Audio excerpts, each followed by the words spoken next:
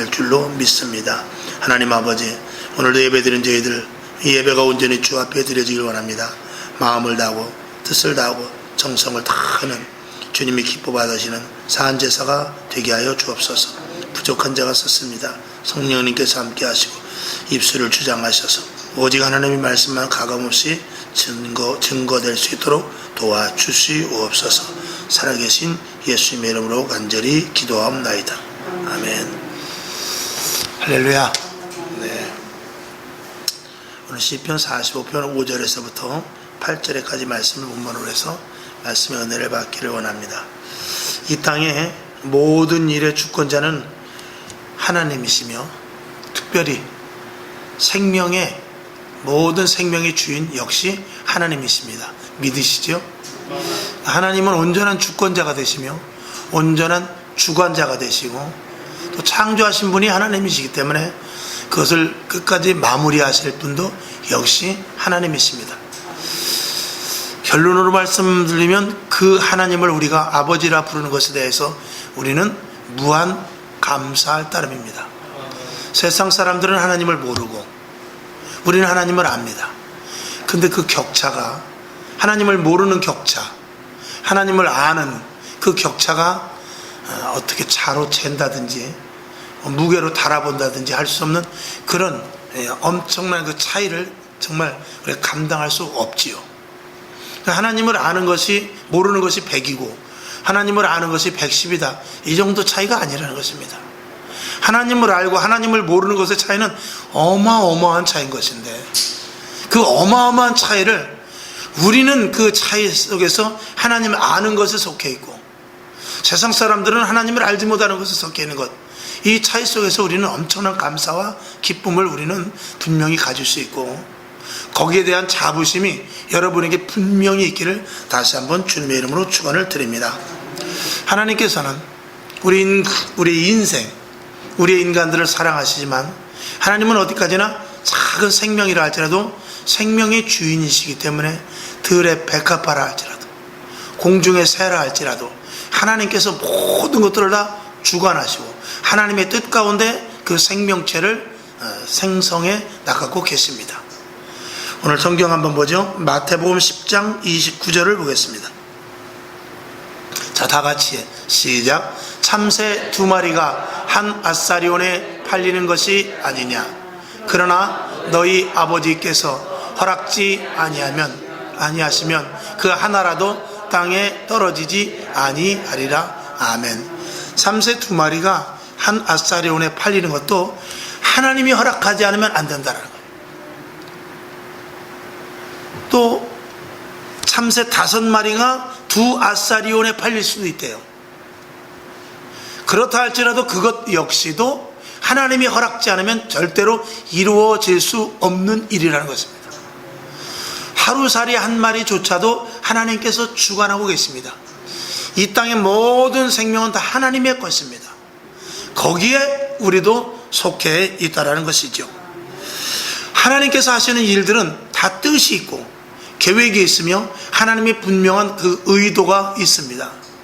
우리 성도들은 그래서 어떤 일이 일어나는 것보다, 어떤 일이 일어나는 그 현상을 보는 것보다도 예를 들면 참새가 팔려갔구나, 백합화가 피었구나, 하루살이가 오늘 죽었구나, 또 지구에 지진이 일어났구나, 비가 많이 왔구나, 이런 겉표면만 아는 것이 아니라 그 속에 숨겨져 있는 하나님의 뜻을 알 수 있는 것이 이게 성도이어야 합니다. 그래서 하나님이 하시는 일은 반드시 어떤 의도가 있다, 이걸 분명히 우리가 알고, 그래서 방금 성경 읽은 대로 참새 2마리가 한 아사리온에 팔려가는 것도 하나님이 방치하는 것이 아니라 그것도 하나님의 계획 속에 있다라고 그랬어요.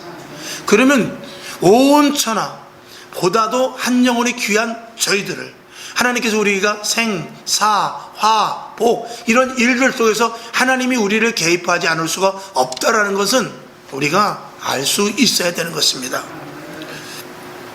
그래서 이 성도들은 현명한 성도들이라 하면은 일어나는 어떤 현상보다도 그 속에서 하나님께서 일하시는 의도가 무엇인지 그걸 분명히 아는 것이 우리에게 중요하다는 것입니다. 자, 그렇게 봤을 때 이번 이제 코로나 사태 속에서도, 이런 코로나 사태 같은 일들 속에서도 반드시 하나님의 뜻이 있다. 그 일이 중국에서 과학자들이 잘못돼서 일어났던, 아니면 거기서 박쥐를 먹다가 박쥐에서부터 세균이 나왔던, 어떻게 해서 그것이 발발됐든지 간에 그런 작은 발발되는 일 하나조차도, 그 도모가 선하든 악하든 그걸 떠나서 그런 일들조차도 역시 하나님께서는 다 아시고 모든 일들을 다 하나님께서 주관해 나가신다는 것을 우리가 알아야 된다는 것입니다. 다시 한번 결론으로 말씀을 드리면, 그런 모든 주관자의 하나님이 있기 때문에 우리는 하나님 편에 있거니와 하나님 안으로 더 깊이 들어가서 하나님의 뜻을 알고, 혹시라도 하나님의 뜻을 우리가 100% 모른다 할지라도 하나님 쪽에 서 있고 하나님 안에 있는 것이 안전하다는 생각은 우리가 분명히 가져야 될 것입니다. 이것이 우리가 하나님을 믿는 믿음 안에서 해야 될 분명한 처사인 것이죠. 만약에 이것을 놓치게 되면 우리는 어떻게 되느냐? 우리는 내 방법, 그리고 세상의 지식, 과거에 했던 어떤 경험, 그리고 그런 부분에서 방법을 찾다가 안 되면은 포기하고 넘어지고 실망하고 좌절할 수밖에 없게 되는 것이죠. 그래서 세상 매체를 계속 접하게 되고, TV를 켜고 오는 문자를 보면서 자기 나름대로 무슨 일들을 해결하고 무슨 방법이 있을까, 이렇게 항상 우리가 하지만, 우리 하나님을 믿는 사람들은 하나님의 뜻을 아는 것이 가장 중요하고, 그리고 하나님의 뜻을 알 때는 우리는 무엇보다도 안전할 수가 있고 평안할 수가 있다는 것입니다. 하나님의 자녀는, 하나님의 거룩한 백성 그리스도인 성도라는 것은 이 세상에 무너지는 일이 있다 할지라도 요동치 않는 믿음 위에 서 있어야 된다는 것입니다. 우리가 더 기가 막힌 것은, 참 감사한 것은, 이 성경에 보면 오늘과 같은 일이 일어나는 일, 올해는 유난히 홍수도 많았죠. 이제 앞으로 과학자들이 말합니다. 재난이 점점 많이 일어날 것이다. 기록은 언제든지 깨지게 마련입니다.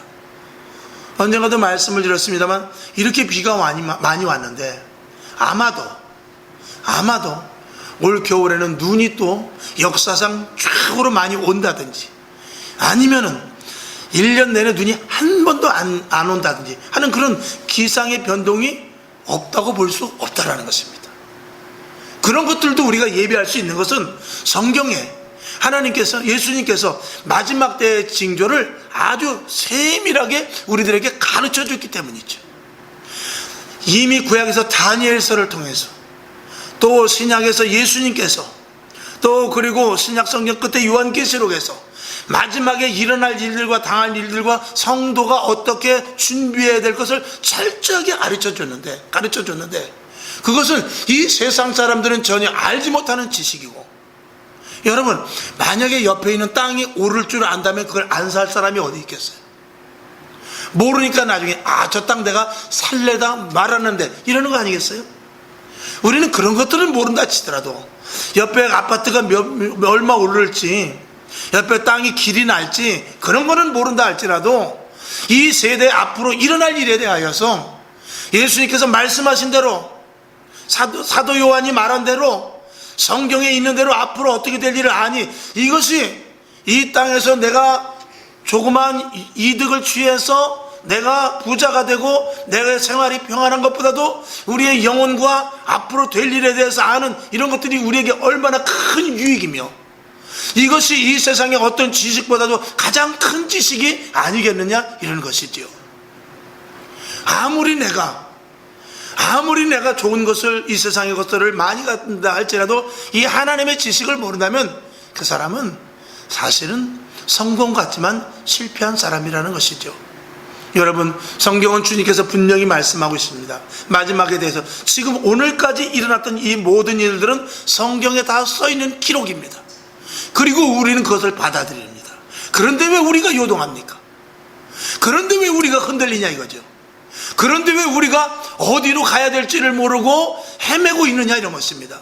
우리는 어디로 가야 될지, 어떻게 해야 될지, 누구의 손을 붙잡아야 될지, 어느 자리에 있어야 될지, 이걸 성경에서 우리는 누누이 들었고, 이런 상태가, 이런 재앙의 시대가 오기 전부터 우리는 이 말씀을 들었습니다.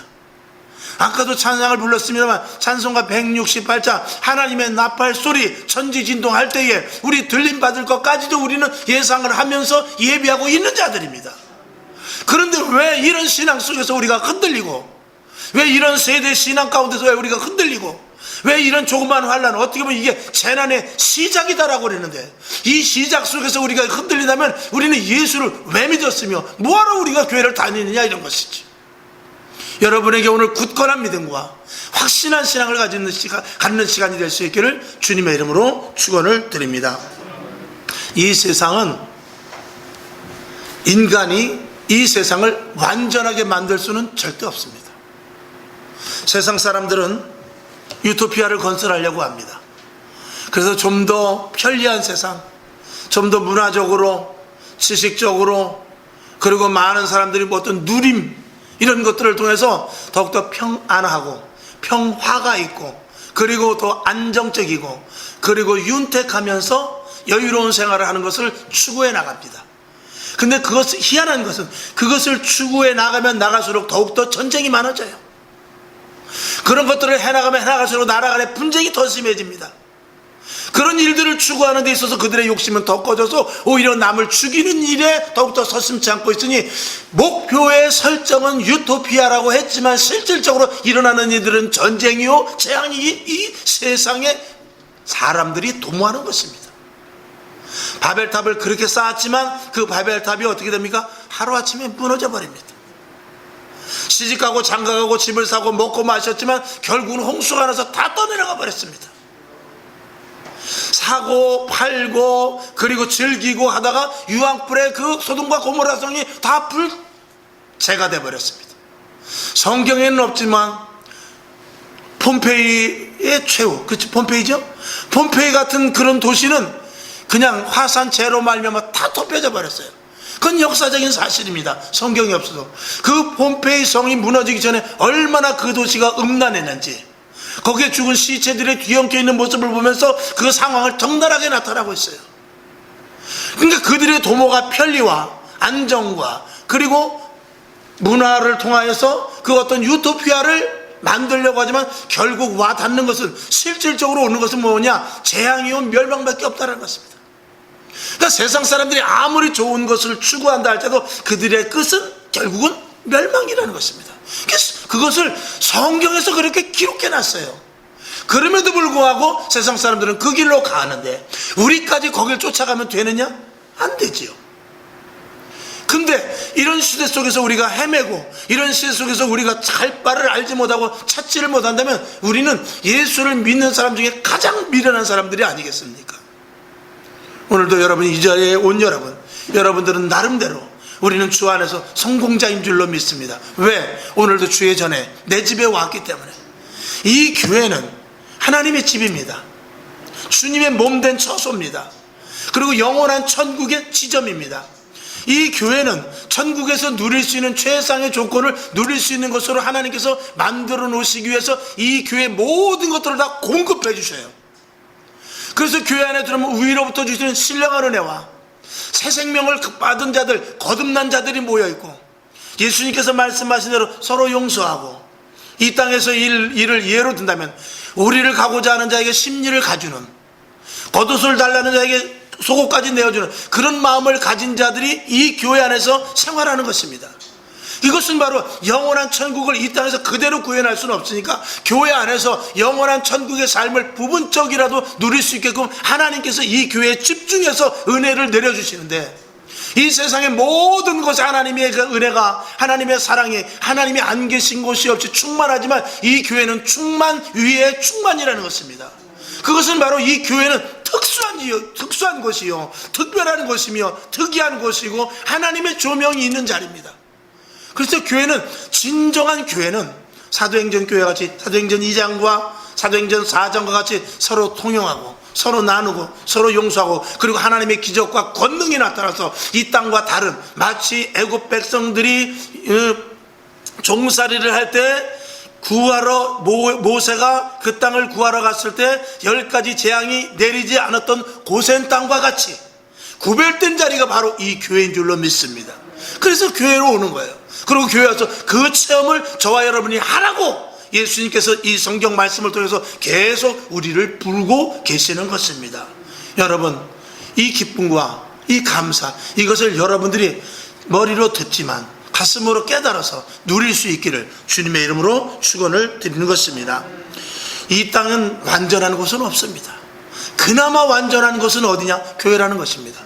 그나마 완전한 것은 누구냐? 그래도 성도들입니다. 왜? 성도는 모든 죄를 예수 그리스도의 보혈의 피로 씻고 나는 죄인이다라는 고백 속에서 우리의 모든 사망 권세를 물리치고 예수 그리스도로 말미암아 새 생명을 가진 자이기에 새 생명을 가진 자만이 위로부터 주시는 신령한 은혜를 받을 수 있기에 신령한 은혜 영원한 것을 받을 수 있는 사람이 그나마 이 땅에서는 완전한 자들입니다. 그래서 누구를 닮아갑니까? 완전하신 예수 그리스도의 형상을 닮아가는 자들이 저와 여러분들입니다. 이 자부심을 가지라는 것이죠. 이 확고한 믿음을 저와 여러분이 가지라는 것입니다. 하나님이 그냥 이 땅에서 내가 잘 먹고 잘 입고 잘 살고 이런 것이 아니라 예수 그리스도의 완전성과 하나님의 공급하여 주시는 생명의 것과 그리고 그리스도인으로서 구별된 모습을 갖추고 살라라는 것입니다. 그러면 초막이든지 궁궐이든지 다리 밑이라 할지라도 초가상간이라 할지라도 그곳에서 온전한 자, 하나님이 주시는 것으로 살 수 있는 자, 하나님이 공급하여 주시는 것으로 새 생명을 가진 자로서의 거룩한 삶을 사는 자, 이 사람이 가장 이 땅에서는 영적으로 부자요. 그 다음에 영혼이 잘된 것 같이 범사가 잘되고 강건해지는 하나님의 놀라운 축복이 우리들에게 내리워지는 것입니다. 이 은혜를 가진 자, 이 은혜를 받은 자, 이 은혜를 주시고자 작정하시는 분이 바로 하나님 아버지라는 것, 이것에 대해서 우리는 정말 큰 믿음과 신앙을 저와 여러분들이 가져야 되지 않겠습니까?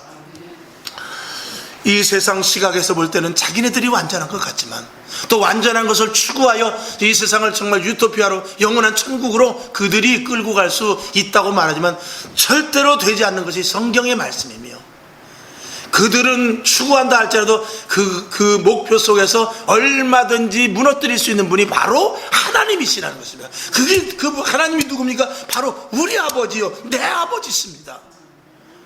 그러니 우리가 이 땅에서는 가장 큰 자가 아니겠습니까?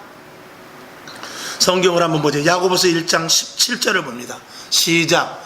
각양 좋은 은사와 온전한 선물이 다 위로부터 빛들의 아버지께로서 내려오나니 그는 변함도 없으시고 회전하는 그림자도 없으시니라. 아멘. 위로부터 빛들의 아버지께서 내려온다. 빛의 아버지가 누구에게 옵니까? 빛의 자녀들에게 오는 것이죠. 각양각색 신령한 것들이 누구에게? 우리들에게, 저와 여러분에게 오게 되는 것입니다. 위로부터 오는 것은 썩지 않는 것이죠.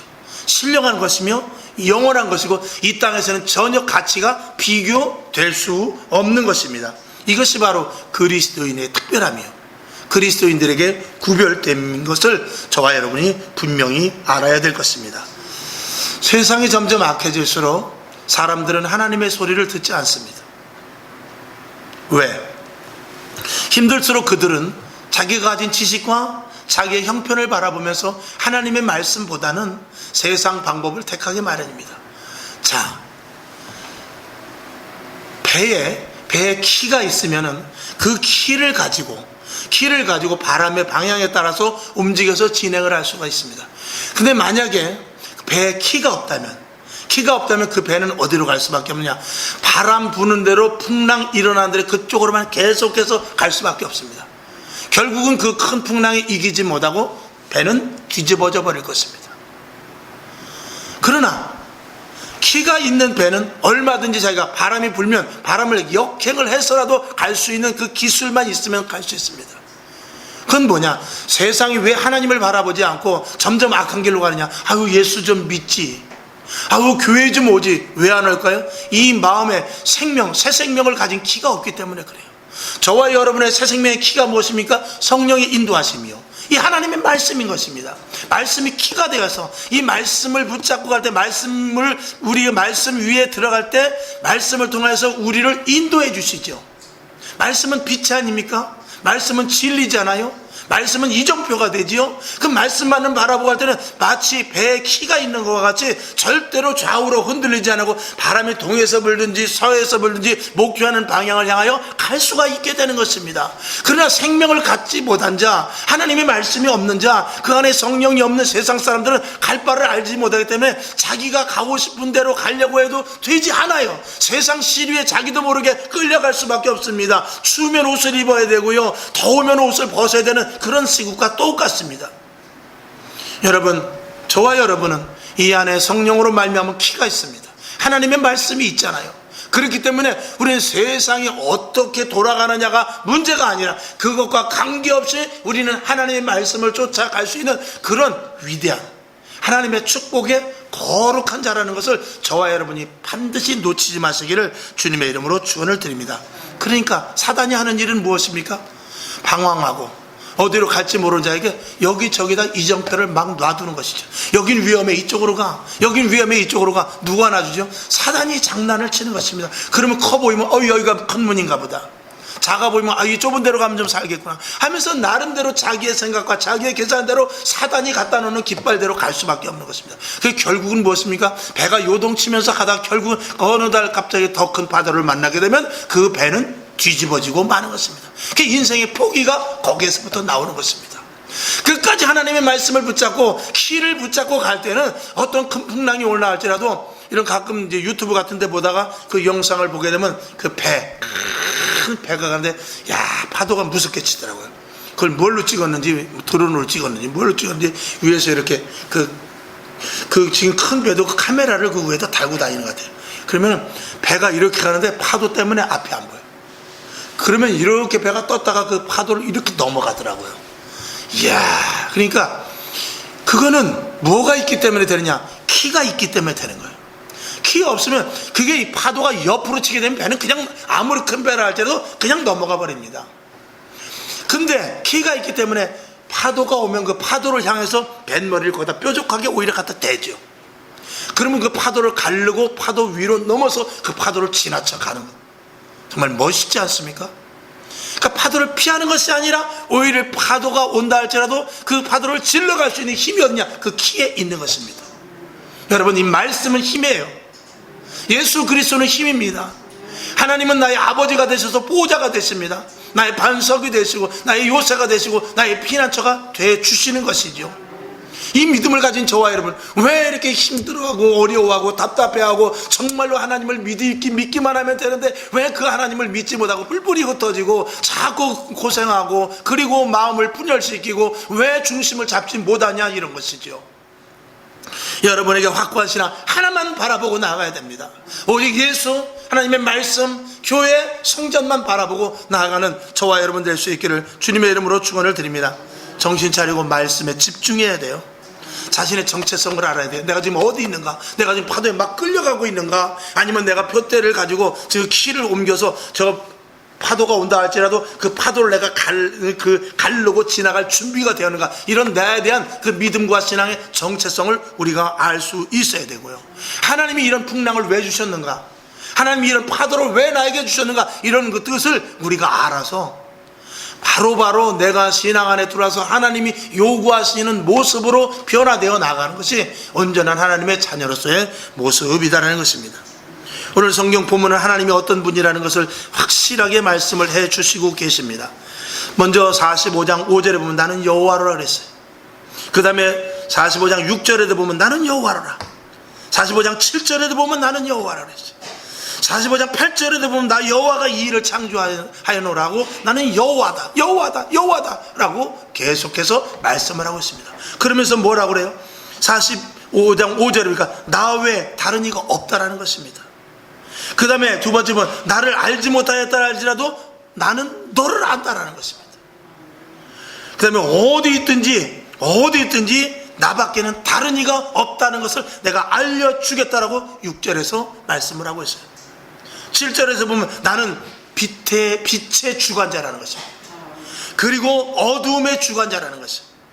그리고 모든 평안이나 환난, 이 모든 것들의 주관자라고 하나님이 분명히 말씀을 하고 계세요. 그리고 이 세상에 일어나는 모든 일의 주관자가 나다라고 여호와 하나님께서 말씀을 하고 계셔요. 그런 하나님이라는 것입니다. 8절에 보면은 모든 의로움이 하늘에서부터 땅에서부터 궁창에서부터 모든 하나님의 의가 나타나게 할 것이다 라고 말하고 있어요. 여러분, 땅은 거짓말 안 합니다. 하늘은 거짓말 안 합니다. 공중은 거짓말 안 합니다. 무슨 뜻입니까? 하늘에서부터 비가 많이 내려도 거기에 하나님의 의가 숨어 있다는 거예요. 땅에서 지진이 일어나도 왜 땅이 나를 속이지가 아니라 땅에서 지진이 일어났을 때 거기에 하나님의 의가 있다는 것입니다. 하나님의 뜻이 있는 거예요. 공중에서 일어나는 영적인 전쟁까지라도 하나님의 뜻이 있고 거기서 하나님의 의를 우리들에게 보여주시기 위함인데 그것을 깨닫지 못하면 안 된다는 것입니다. 하나님을 의뢰하고 아버지를 찾으며 그 안에 들어와서 주의 뜻을 분별하여 알기를 원하는 것이 오늘 성경 이사야 45장에서 우리에게 주시는 말씀인 것입니다. 여러분, 무엇이 두렵습니까? 무엇이 어렵습니까? 정말 믿지 못하기 때문에 두려운 것입니다. 확실히 믿지 못하기 때문에 우리는 어려울 수밖에 없고 어려운 마음을 갖고 있는 것입니다.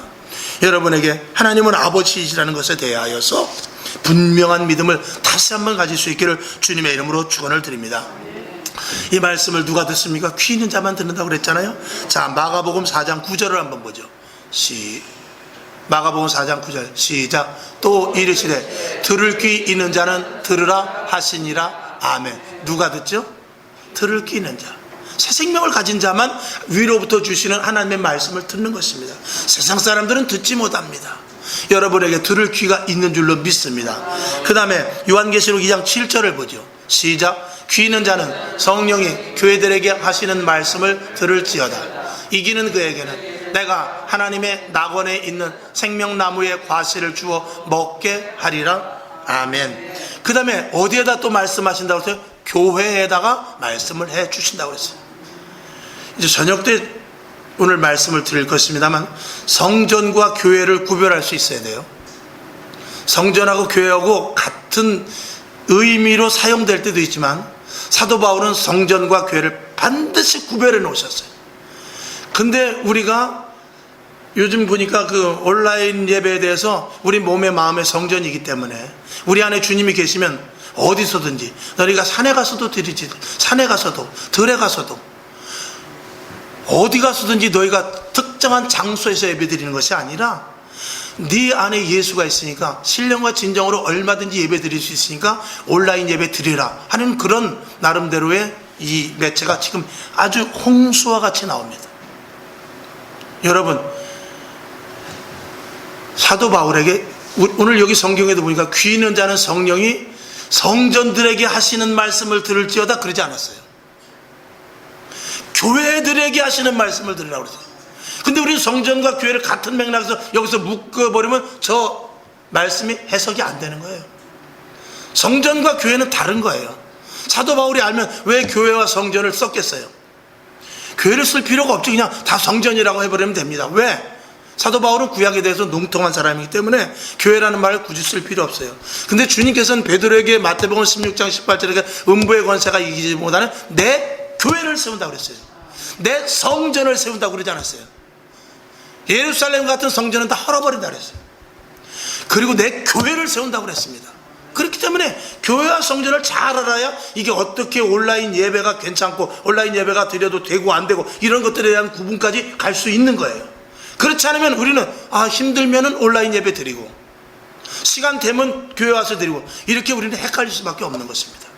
저녁 때 이제 제가 말씀을 드리겠습니다만, 자, 다시 마가복음 4장 9절 고천에 또 이르시되 들을 귀 있는 자는 들으라. 여러분에게 들을 귀가 있기를 바랍니다.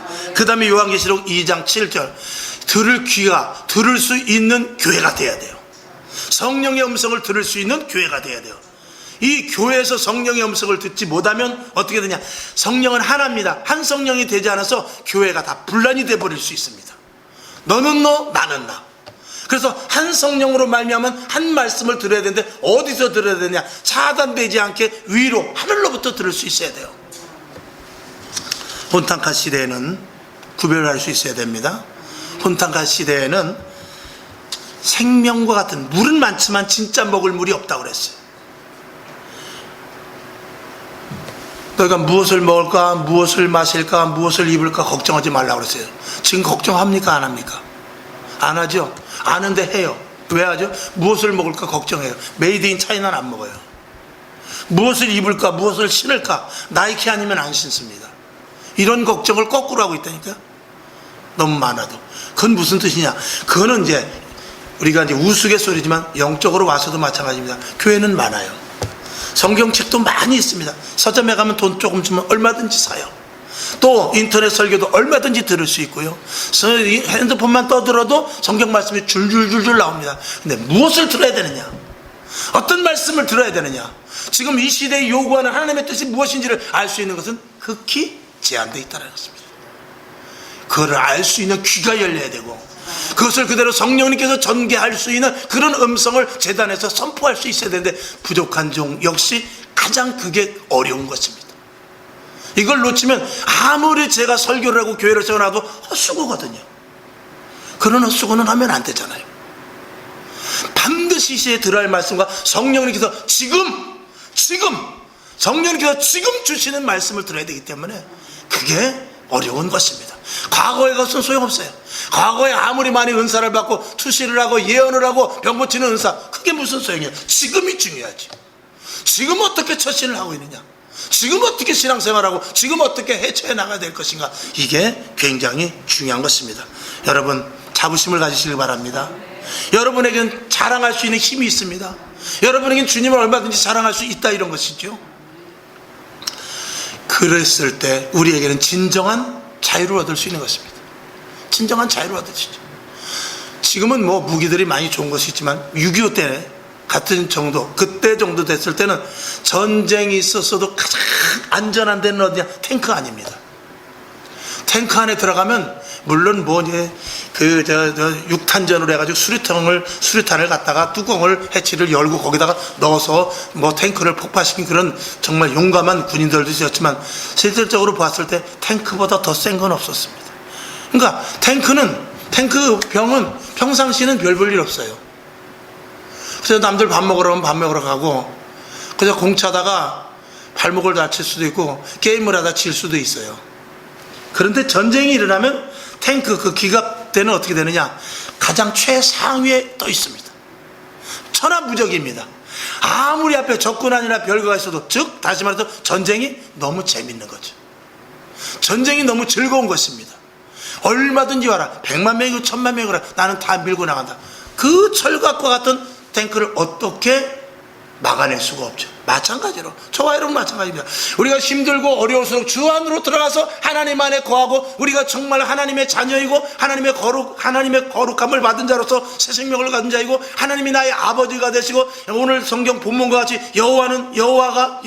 여호와께서 이 말씀하신 대로 여호와 하나님이 어떤 분이라는 것을 알고 그 여호와 하나님을 전폭적으로 의뢰한다면, 우리는 어떤 상황 가운데서도, 아니 상황이 어려워지면 어려울수록 하나님에 대한 의존도가 더 높아서 하나님으로 말미암아 공급받는 것이 더 커서 하나님 분명히 살아계신 증거를 오히려 나타낼 수 있는 축복의 시간이 된단 말입니다. 저는 그렇습니다. 여러분들에게 뭐 감히 그런 말을 드리기는 좀 그렇지만, 이런 사태가 일어났을 때 지금도 성도들이 나오지 않아서 답답하긴 하지만 한편으로는 그렇습니다. 잘 됐다. 어떻게 보면은 이렇게 해서 정말 진짜와 가짜가 구별되는 하나님이 하시는 일이라면 거기에 따라야지 어떻게 하겠느냐. 잘 됐다 라는 그런 생각을 이제 한켠에서 해봅니다. 오늘도 보이지 않는 얼굴들이 답답하지요. 기도할 때마다 가슴이 아프지요. 그러나 그럼에도 불구하고 이런 일들은 오늘이 아니라도 언젠가는 와요. 언젠가는 옵니다.